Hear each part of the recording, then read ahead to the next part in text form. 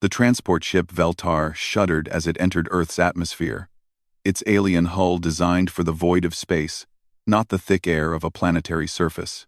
Inside the cramped passenger compartment, Zainara clutched her dying child closer to her chest, feeling the rapid flutter of his weakening hearts against her scaled skin. 3 days. That's all the ship's medical systems had given little Kes before his dual cardiovascular system would fail completely. 3 days to find a miracle that didn't exist anywhere in the known galaxy. Landing in 15 minutes, the pilot announced through the ship's communication system, his gravelly voice carrying the exhaustion they all felt. This was their 4th world in 2 weeks, following rumors and desperate leads that had led them nowhere. Zainara looked down at her son's pale blue face, watching his gill slits flutter weakly as he struggled to process oxygen. The genetic disorder that plagued her species had no cure. For 3,000 years, the Vellani had watched their young fade away when this sickness struck, accepting it as an unchangeable fact of their biology. But then the rumors started. Stories from the Outer Rim territories about humans performing impossible medical feats, tales of a species that refused to accept the word incurable. Most dismissed these stories as fantasy, but Zainara had nothing left to lose. The landing was rougher than expected, and Kes whimpered softly, the sound breaking her heart. She whispered words of comfort in their native language, though she wasn't sure he could hear them anymore. As the ship's doors opened, humid Earth air rushed in, carrying scents that were alien yet somehow familiar. The spaceport was smaller than those on the core worlds, built more for function than beauty. Humans moved efficiently around the landing pad, their bipedal forms appearing fragile compared to the various alien species she'd encountered in her travels. "This way," said their pilot, a gruff Tauranian who'd agreed to the journey despite the slim chances of success. "The human medical facility is just outside the port." Zainara stepped carefully onto the strange world's surface, feeling the planet's gravity pull at her tired limbs. Earth was heavier than her homeworld, making each step an effort, but she pushed forward, driven by a mother's desperate love. The medical facility was surprisingly modest. Nothing like the towering biocenters of the galactic capital worlds. The sign above the entrance read, "New Geneva Medical Research Center," in several languages, including Basic Galactic Standard. A human female in white clothing greeted them at the entrance. "Are you the Vellani family?" she asked in accented but clear Galactic Standard. "Doctor Chen is waiting for you." They were led through corridors that seemed almost primitive compared to the sterile perfection of advanced alien medical facilities. The walls were painted in soft colors, and strange flat images hung in frames. Art, Zainara realized. These humans decorated their medical spaces with art. Dr. Chen was a middle-aged human male with graying hair and kind eyes behind thin optical enhancement devices. He stood as they entered his office, which was cluttered with books, data tablets, and more of the flat artwork. "Please, sit," he said, gesturing to chairs that had been modified for non-human anatomy. "Tell me about your son." Zainara found herself surprised by the human's direct manner. No formal greetings, no complex social protocols, just immediate concern for her child. She explained Kes's condition as the doctor listened intently, occasionally asking questions that showed a surprising understanding of Vellani physiology. "The dual heart syndrome," Dr. Chen murmured, making notes on a tablet. "We've heard of this condition, though we've never treated it directly." He looked up at her with those strange single-lens eyes that humans used for vision. "I won't lie to you. Your son is very sick, but I'd like to run some tests, if you'll permit it." Other doctors throughout the galaxy had run tests, thousands of them. They'd all reached the same conclusion: nothing could be done. But something in this human's manner gave her a flicker of hope she'd thought was extinguished. "What makes you think you can help when no one else could?" she asked. Dr. Chen smiled, and for the first time, Zainara understood why humans were becoming known for their stubbornness in the face of impossible odds. "Because," he said simply, "we don't believe in giving up." The medical bay was a strange mixture of familiar and alien technology. Human devices worked alongside equipment Zainara recognized from other worlds, creating a hybrid environment that seemed to represent humanity's approach to problem-solving. Take everything that works and make it work better. Dr. Chen worked with gentle efficiency, his hands steady as he attached monitoring devices to Kess's small form. The boy was barely conscious now, his breathing shallow and irregular. The human's assistants, both human and alien, moved with practiced coordination around the examination table. Interesting, Doctor, Chen muttered as data flowed across his displays. The cellular breakdown is following a predictable pattern. But look at this. He pointed to readings that meant nothing to Zainara, the enzyme deficiency that's causing the heart muscle deterioration. It's not complete. There are still active enzyme chains, just not enough to maintain proper function. A younger human, introduced as Dr. Sarah Martinez, leaned over the displays. It's like the body knows how to fix itself but lacks the raw materials, she observed. Exactly, Doctor. Chen turned to Zainara. Has your son shown any improvement when in different environmental conditions? Different air compositions, temperature changes, anything like that? Zainara thought back through the desperate journey of the past weeks. On the ship from Kepler Station, he seemed to breathe easier for a few hours.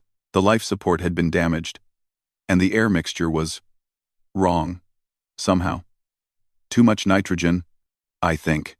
The humans exchanged glances that seemed to communicate volumes. We need to try something, Dr. Chen said. It's experimental, and I need you to understand that there are risks. But if we do nothing, he dies anyway, Zainara finished. What do you want to try? Doctor, Martinez pulled up complex molecular diagrams on her tablet. Human biochemistry is unusual compared to most species. We have symbiotic bacteria in our bodies that produce enzymes no other known species can create. Some of these enzymes might be able to supplement what your son's body is missing. You want to put human bacteria into my child? Zainara felt a chill of fear. Interspecies biological contamination was one of the most dangerous things imaginable. Not exactly, Doctor, Chen explained patiently. We want to extract specific enzymes that the bacteria produce. The enzymes themselves, not the living organisms. Think of it as borrowed chemistry. It sounded insane. No species in the galaxy shared biochemistry closely enough for such a thing to work. The differences were too vast, the evolutionary paths too divergent. But her son was dying. How long would it take, she asked, to prepare the enzyme treatment?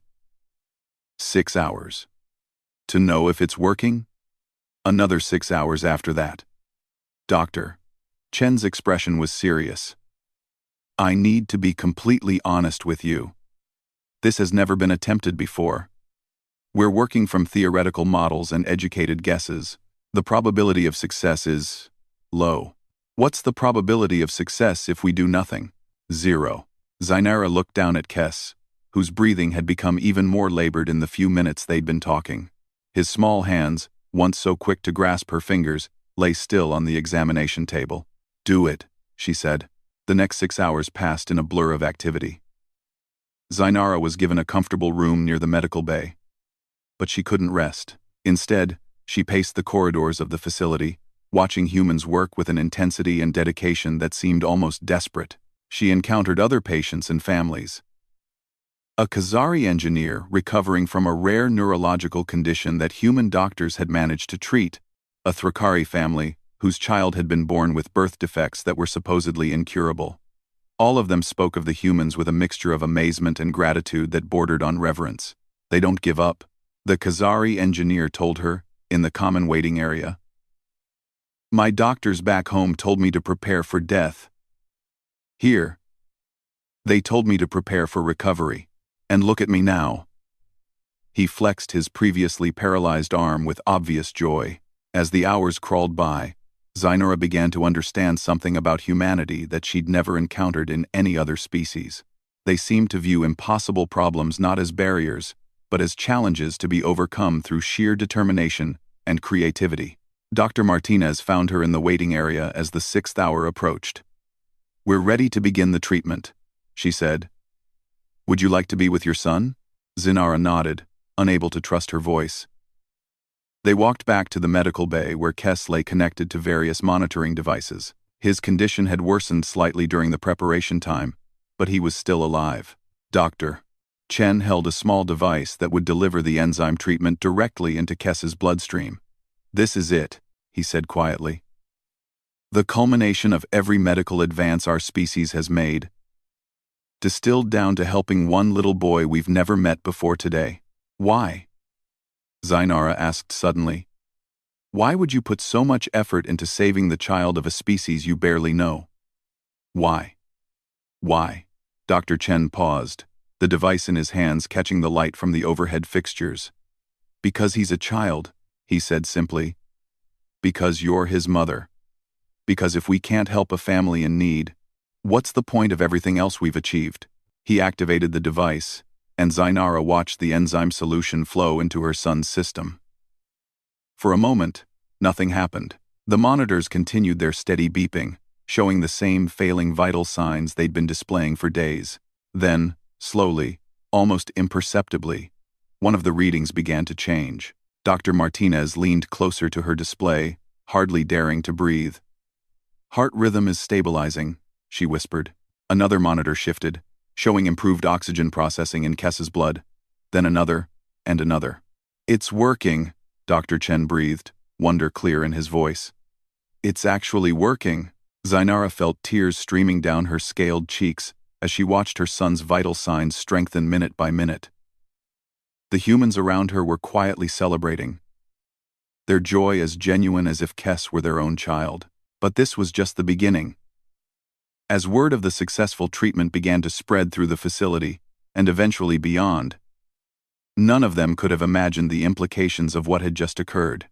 The human enzymes that had saved Kess's life would soon change everything the galaxy thought it knew about interspecies medicine, cooperation, and the true nature of the species that called themselves human.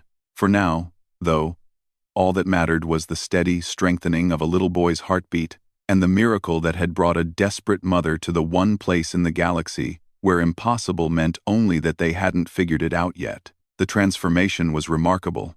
3 days after the enzyme treatment, Kess was sitting up in the medical bay bed, his blue skin having regained its healthy shimmer. His gill slits moved rhythmically, processing oxygen with an efficiency that hadn't been seen since his birth.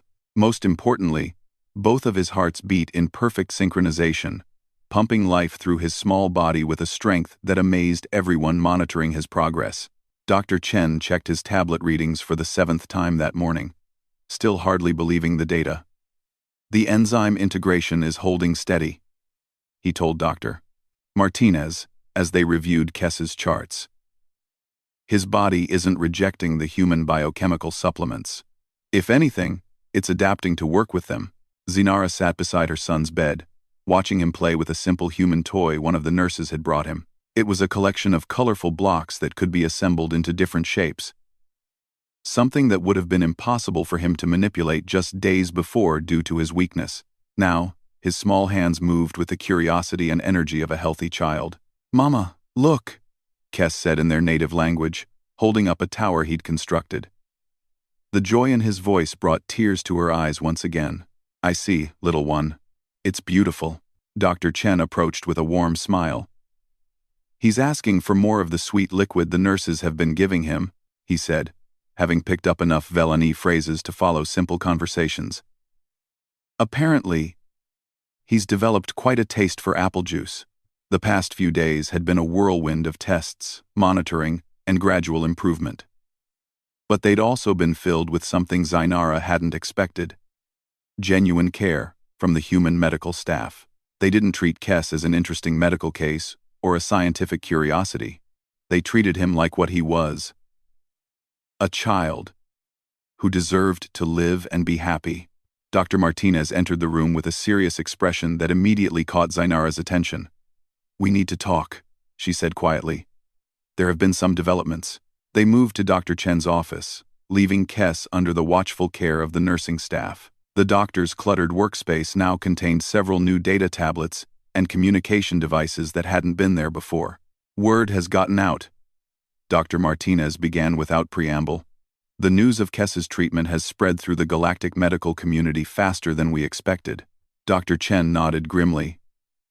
We've been receiving communications from medical facilities across dozens of worlds. They want to know about the enzyme treatment. They want to know how it works, and... He paused, looking uncomfortable. And? Zinara prompted. And they're sending patients.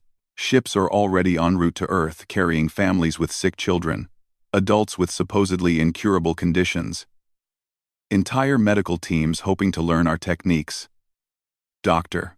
Chen ran his hands through his graying hair. The first ship is expected to arrive tomorrow. Zinara felt a chill of worry. Is that bad? Dr. Martinez exchanged glances with her colleague. It's complicated. We're thrilled that we might be able to help more people. But we're also completely unprepared for what's coming. This facility was designed to handle maybe a dozen complex cases at a time. We're talking about potentially hundreds of patients from species we've never treated before. There's more, Dr. Chen added reluctantly. The Galactic Medical Council has taken notice. They're sending an inspection team to evaluate our methods and determine if human medical practices meet galactic standards. This was clearly significant, though Zinara didn't fully understand why. What does that mean?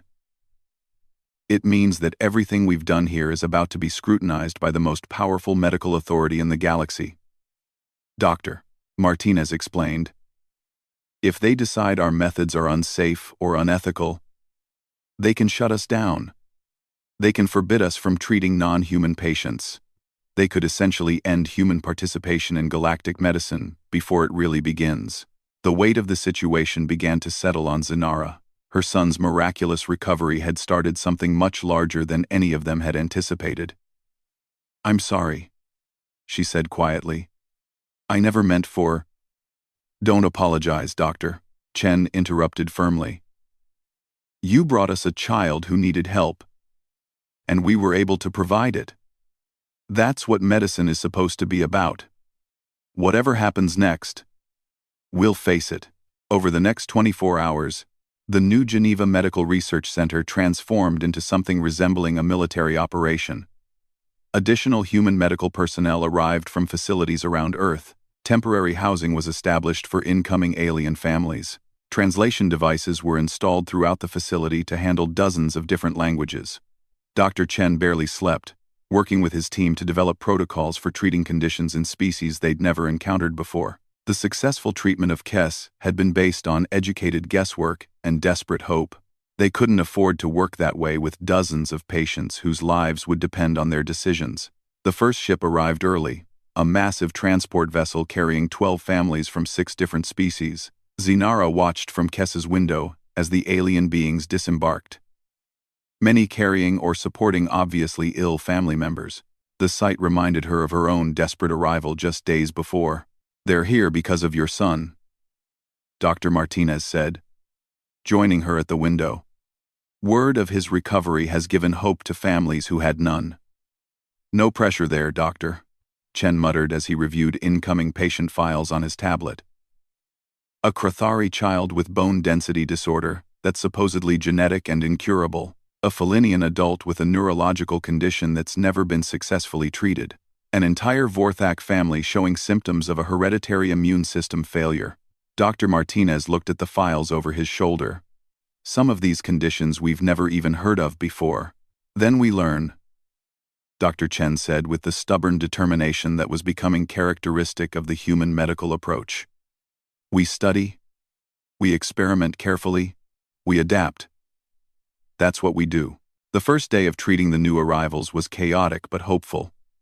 The human medical team worked with an energy and dedication that impressed even their alien colleagues. They approached each case not as an impossible challenge, but as a puzzle to be solved. The Krathari child's bone density problem turned out to be related to calcium processing deficiency that could be addressed with modified human vitamin supplements. The Felinian's neurological condition showed improvement when treated with enzymes derived from human liver function. Not every case was successful, but the percentage of positive outcomes was far higher than anyone had expected. But success brought its own problems. More ships arrived daily. The facility was overwhelmed within a week. forcing the humans to establish temporary medical camps in the surrounding area. Local human communities rallied to provide support, offering housing, food, and assistance to alien families far from home. Zinara found herself serving as an unofficial liaison between the human medical staff and the alien patients. Her experience with Kes made her a trusted voice among the desperate families, while her growing friendship with the human doctors gave her insight into their methods and thinking. "They're remarkable," she told a group of newly arrived Velani families. "They don't see species differences.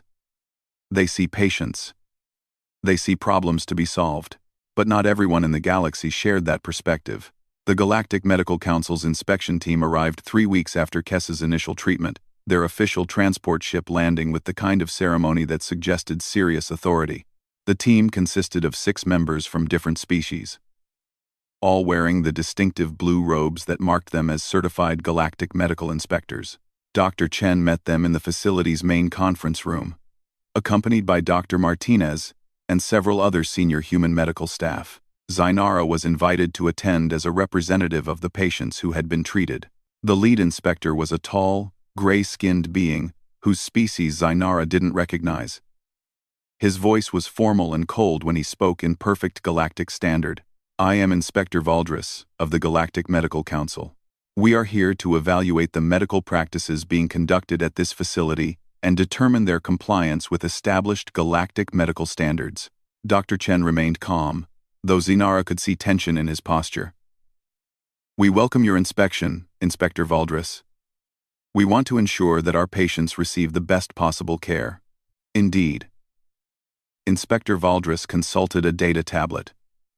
"Our preliminary review of your methods raises serious concerns. Cross-species biochemical treatment is considered highly experimental and potentially dangerous. The use of human-derived biological materials in non-human patients violates several safety protocols established by the Council." "Our patients are alive, Doctor," Martinez interjected. "Children who were dying are now healthy. Adults who faced certain death are recovering. How do safety protocols matter if the alternative is death?" Inspector Valdris fixed her with a steady stare. "Because medicine must be predictable, Dr. Martinez. It must be safe. It must follow established procedures that have been tested and verified across thousands of years of galactic medical practice." "And if those established procedures don't work?" Dr. Chen asked quietly. "Then the patient dies according to natural law." Another inspector answered. "A being whose species resembled an upright insect. It is not medicine's role to defy the natural order of biology." Zinara felt anger rising in her chest. "Natural order?" she said, standing from her chair. "My son was dying from a genetic condition that has killed Velani children for 3,000 years. Was it natural order that brought me here? Was it natural order that made these humans care enough about a stranger's child to risk everything to save him?" "You are not qualified to speak on medical matters," Inspector Valdris said dismissively. "I'm qualified to speak as a mother," Zinara replied firmly. "And as someone who has watched these humans work miracles through nothing more than refusing to give up." The tension in the room was palpable. The human doctors sat quietly, letting Zinara speak for the families they had helped. Outside the conference room windows, alien children played in the facility's gardens, their laughter audible through the glass. Children who would have been dead if not for human stubbornness and ingenuity. Inspector Valdris made notes on his tablet. "We will need to conduct thorough examinations of all patients treated here. We will need to review all protocols, all experimental procedures, all biochemical analyses. This investigation will take several weeks." "And in the meantime?" Dr. Chen asked. "In the meantime, you will cease all experimental treatments. You will provide only standard care as defined by Council guidelines." Dr. Martinez stood abruptly. "That's a death sentence for dozens of our patients." "That," Inspector Valdris said coldly, "is not our concern." As the inspectors filed out of the room to begin their investigation, Zinara remained behind with the human medical team. The weight of what had just occurred settled over them all. "I'm sorry," she said again. "This is my fault." Dr. Chen shook his head, but his expression was grim. "No, it's not. We knew this day would come eventually. We just hoped it would come after we'd saved more lives. Outside, more ships were visible on the horizon, carrying more desperate families toward what they hoped would be salvation. But now, with the Galactic Medical Council's intervention, that salvation was in serious jeopardy. The miracle that had saved Kess was about to face its greatest challenge. A bureaucracy that valued procedure over results and safety over compassion. The humans would need to prove not just that their methods worked, but that they had the right to use them. The real battle for the future of interspecies medicine was just beginning. The investigation began at dawn. Inspector Valdris and his team moved through the New Geneva Medical Research Center with the methodical precision of investigators looking for violations rather than seeking understanding. They examined equipment, reviewed treatment records, and interviewed patients with the detached professionalism that characterized galactic bureaucracy. Dr. Chen watched from his office window as the inspectors worked, his hands clasped behind his back. 3 weeks of helping desperate families had been rewarding in ways he'd never imagined. But now, all of that work was under threat from beings who seemed to value rules more than results. "Dr. Chen?" A small voice spoke from behind him. He turned to see Kess standing in the doorway, his blue skin now vibrant with health, his movements quick and energetic. The transformation from the dying child who had arrived weeks ago was nothing short of miraculous. "Hello, Kess. How are you feeling today?" "Good. Mama says the gray men want to stop you from helping sick people. Is that true?" "Doctor." Chen knelt down to the boy's level, choosing his words carefully. "They want to make sure we're helping people safely. That's important too. But you saved me," Kess said with the simple logic of childhood. "And you saved the Krathari girl, and the Felinian man, and lots of other people. How can saving people be wrong?" Before Dr. Chen could answer, Dr. Martinez entered the office with a grim expression. "We have a problem. The inspectors are demanding to interview Kess and the other treated patients. They want to document what they're calling potential long-term adverse effects of our experimental treatments." Dr. Chen felt anger flare in his chest. "They want to use the children as evidence against us. It gets worse. They've contacted the families' home governments. Several of them are being pressured to return home immediately for proper medical evaluation by council-approved facilities. They're trying to separate us from the patients we've helped," Dr. Chen realized. "Take away our evidence of success." Outside the office, they could hear the sounds of the medical facility's daily routine. Alien children playing in the corridors. Families talking quietly in the waiting areas. Human staff moving efficiently between patient rooms. It was a sound of hope and healing that had become precious to everyone there. "Dr. Chen," Kess said, tugging on the human's white coat.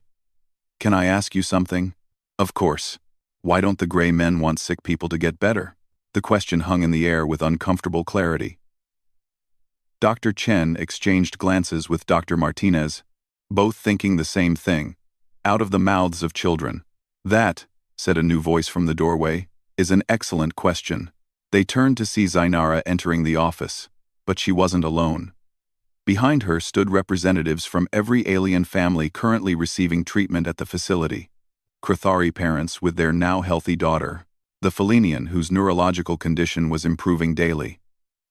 An elderly Thrakari whose arthritis-like condition had responded to human-derived enzyme therapy. "We've been talking," Zinara continued, "and we've made a decision. We're not leaving." Dr. Martinez looked confused. "I don't understand." The council inspectors said. "The council inspectors can say whatever they want," interrupted the Krathari father.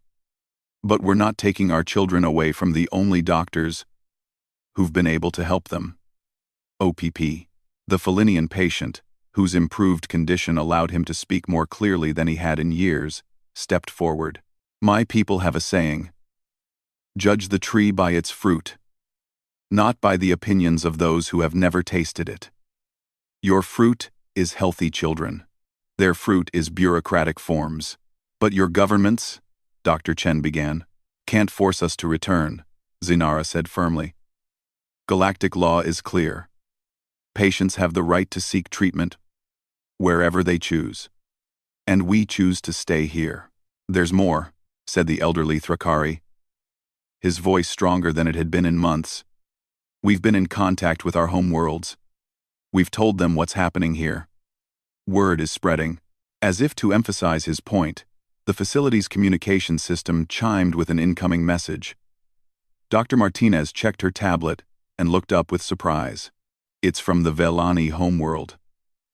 The planetary government wants to establish a formal medical exchange program with Earth. They're offering to send their best doctors here to learn human techniques. More communications followed throughout the day. The Krathari Medical Academy requested permission to send students. The Felinian government proposed a joint research initiative. Dozens of individual families from various worlds sent messages requesting treatment for their own family members. Inspector Valdris received these developments with obvious displeasure. His team had been documenting everything they could find to support their case against human medical practices. But the mounting evidence of successful treatments was making their job increasingly difficult. The breaking point came during the third week of the investigation. A ship arrived carrying a family of Zephyrians, a species known for their advanced medical technology. Their daughter suffered from a rare condition that even their sophisticated medicine couldn't treat. They had traveled for weeks to reach Earth after hearing about the miraculous treatments being performed there. The Zephyrian girl was in critical condition when she arrived. Her crystalline skin dulled to a gray that indicated imminent organ failure. Her parents carried her into the emergency bay with the desperate hope that had become familiar to the human medical staff. Dr. Chen and his team immediately began their assessment, but Inspector Valdris intervened. "This facility is under investigation," he announced. "No experimental treatments can be performed until our evaluation is complete." "She'll be dead in 6 hours," Dr. Chen said bluntly, reviewing the girl's vital signs. "Maybe less. Then she will die according to natural law," Inspector Valdris replied coldly. The Zephyrian parents looked between the human doctor and the galactic inspector with growing horror.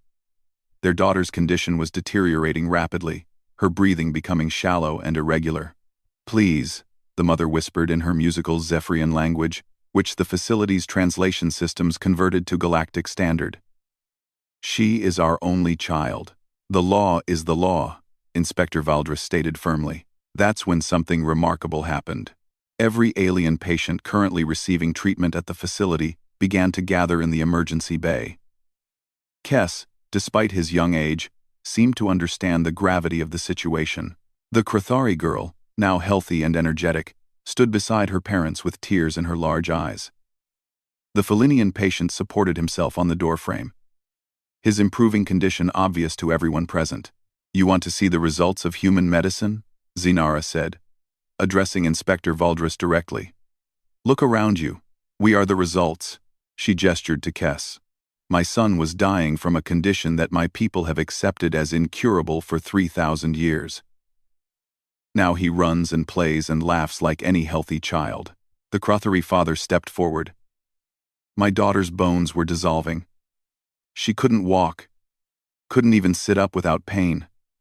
Look at her now." One by one, each patient or their families described their conditions and their recovery. The testimonies continued for nearly an hour, a litany of medical miracles that had become routine at the human facility.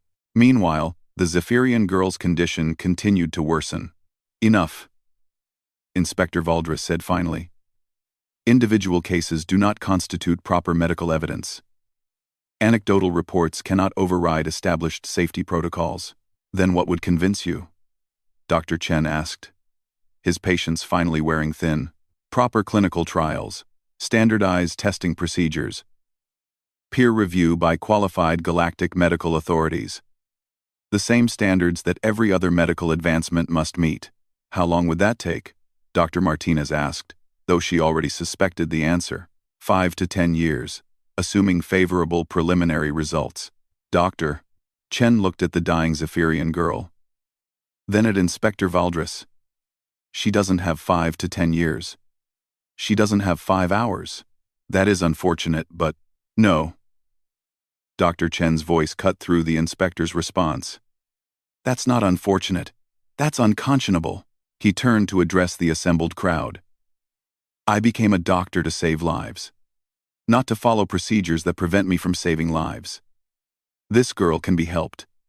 I know how to help her." The only thing stopping me from saving her life is bureaucracy. Dr. Martinez stepped up beside him. We all became doctors to help people. That's our oath, our responsibility, our calling. No bureaucrat, no matter how important, has the right to tell us to let a child die when we can save her. Inspector Valdres's expression remained coldly professional. If you proceed with experimental treatment against council orders, we will have no choice but to recommend criminal charges for medical malpractice and endangering patient welfare. The room fell silent except for the labored breathing of the Zephyrian girl. Then Kess walked forward. The small Villani boy approached Inspector Valdres with the fearless directness that only children possess. He looked up at the towering galactic official and spoke in his clear, young voice. "You're being mean," he said simply. Inspector Valdres looked down at the boy with obvious irritation. "Child, you don't understand the complexities of— I understand that the nice doctors saved my life," Kess interrupted. "And I understand that you want to stop them from saving other people. Mama says that makes you mean. The regulatory framework exists to protect— You're not protecting anybody," Kess said with devastating childhood honesty. "You're letting people die because you don't want the rules to change." The inspector's composure cracked slightly. "The rules exist for good reasons, child. Medicine must be predictable, safe, standardized." "My son's recovery wasn't predictable," Zinara said, moving to stand behind Kess.